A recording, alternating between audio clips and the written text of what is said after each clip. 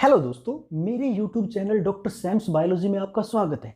इस वीडियो में हम बात करेंगे डिजीज, डिसऑर्डर और सिंड्रोम में क्या अंतर है। इन तीनों टर्म्स में हम फ्रीक्वेंटली यूज करते हैं मेडिकल में ये टर्म्स, डिजीज, डिसऑर्डर और सिंड्रोम।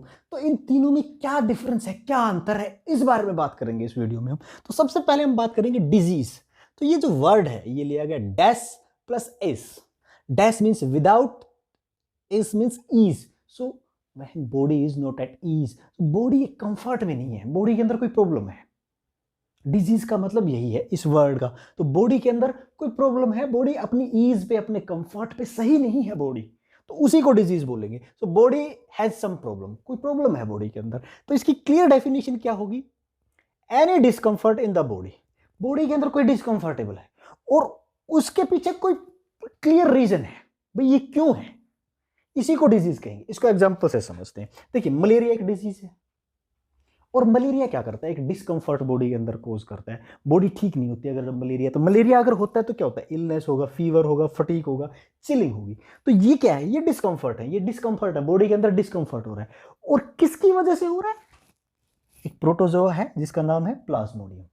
ये प्लाज्मोडियम क्या कर रहा है, डिस्कंफर्ट कोज कर रहा है, तो इसी को डिजीज कहते हैं। डेफिनेशन देखिए और फिर इस एग्जांपल से समझिए।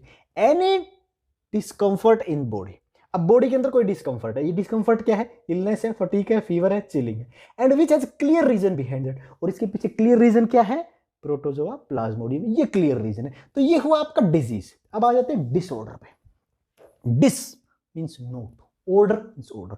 सो ऑर्डर में नहीं है, बॉडी ऑर्डर में नहीं है, बॉडी की जो नॉर्मल फंक्शनिंग थी वो कहीं ना कहीं बिगड़ गई है।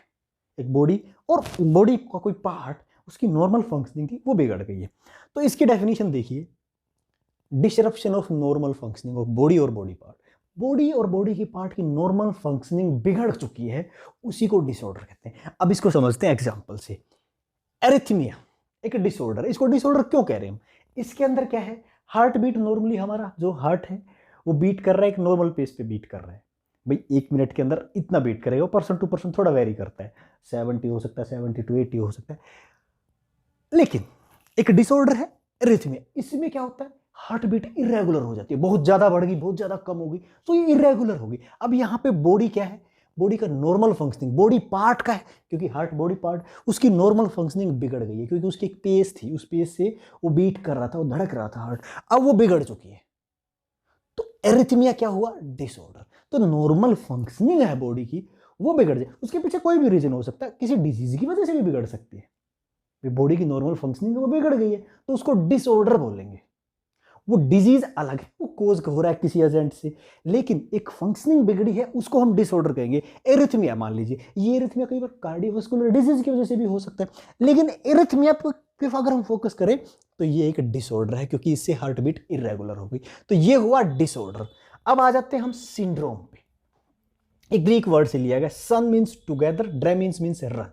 तो जब बहुत से सिम्टम्स इकट्ठे एक साथ दिखे तो उसको सिंड्रोम बोलते हैं। Syndrome is a group of symptom that occur due to any reason. बहुत किसी वजह से बहुत से सिम्टम एक साथ बॉडी के अंदर आ रहे हैं, तो उसी को क्या बोलते हैं, हम सिंड्रोम बोलते हैं। और अगर हम देखेंगे, वो जो एक साथ आ रहे हैं सिम्टम, वो पर्सन टू पर्सन दूसरे पर्सन है, उसके अंदर भी कुछ कुछ वैसे ही, लेकिन थोड़ा वेरिएशन है।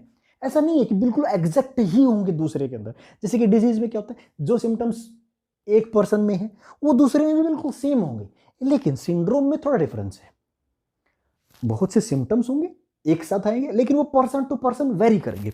अब देखिए, इसको एग्जांपल से समझते हैं। HIV ह्यूमन इम्यूनोडेफिशिएंसी वायरस है, क्या कोज करता है, ह्यूमंस में इम्यूनिटी को खत्म कर देता है, ब्रोक डाउन इम्यूनिटी। अब इम्यूनिटी खत्म होने से क्या होगा, उसके अंदर बहुत से सिम्टम्स अपीयर हो जाएंगे बॉडी के अंदर। पहला तो क्या होगा, कोई भी कॉमन इन्फेक्शन है उनसे जो है इजीली इन्फेक्शन हो जाएगा, फटीक होगी, इलनेस होगी, नाइट स्वेट होगा, स्वोलन लिफ नोड। तो बहुत से सिम्टम्स हो जाएंगे जो एक साथ दिखेंगे, और वो पर्सन टू पर्सन वेरी करेंगे। वेरी कैसे करेंगे, अब HIV का इन्फेक्शन हुआ है, तो किसी को ये इन्फेक्शन कॉमन कोल्ड वायरस से हो सकता है, किसी को निमोनिया से हो सकता है, किसी को किसी और से हो सकता है, तो यहां पे वेरी कर रहे हैं। तो ये सभी के सभी सिम्टम्स जो हैं, इनको हम क्या बोलते हैं, एड्स बोलते हैं। तो एड्स क्या है? Acquired immuno deficiency syndrome. ये डिजीज नहीं है, सिंड्रोम है। क्यों? क्योंकि बहुत से सिम्टम्स एक साथ दिख रहे हैं। तो ये डिफरेंस है भाई डिजीज, डिसऑर्डर और सिंड्रोम के अंदर। डिजीज तो क्या है भाई, कोई डिस्कंफर्ट है बॉडी के अंदर, कोई दिक्कत है और उसके पीछे क्लियर रीजन है। डिसऑर्डर क्या है भाई, नॉर्मल फंक्शनिंग है वो बिगड़ गई है।